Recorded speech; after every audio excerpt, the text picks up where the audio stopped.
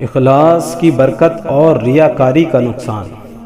ایک شخص نے شہرت اور ریاکاری کے ارادے سے شب بیداری کی تو ایک پہاڑی بزرگ نے اس کو کہا، اے میری جان، جا اور خلوص حاصل کر، کیونکہ مخلوق سے تجھے کچھ حاصل نہ ہوگا۔ جو لوگ تیری اس ریاکاری کی عبادت کو دیکھ کر خوش ہو رہے ہیں، انہوں نے صرف تیری ظاہری حالت دیکھی ہے۔ اگر جسم پر برس کے داغ ہوں تو حور جیسے غلام کی بھی کوئی قیمت نہیں، مگر کے ذریعے تو جنت میں کبھی نہ جا سکے گا۔ مکر کے ذریعے تو جنت میں کبھی نہ جا سکے گا، کیونکہ اس دن تیری مکاری نہ چلے گی اور ریاکاری کی چادر تیرے چہرے سے الٹ دی جائے گی۔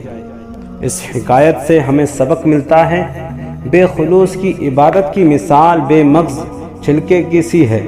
اگر تو ریاکار ہے تو تیری کمر میں آتش پرستی کا زنار اور گدڑی برابر ہے۔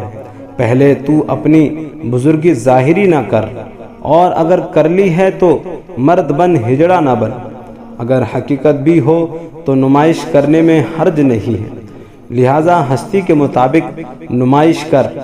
مانگا ہوا لباس تو اتار ہی لیا جائے گا اور وہی پرانا کپڑا جسم پہ رہ جائے گا۔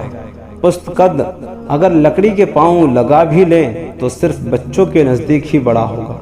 تانبے پہ چاندی کا ملمہ کرنے والے کو پہچان نہ کر سکنے والے کے پاس ہی جانا چاہیے۔ پیسے پر سونے کا ملبہ کرے گا تو فوراً پہچان لے گا۔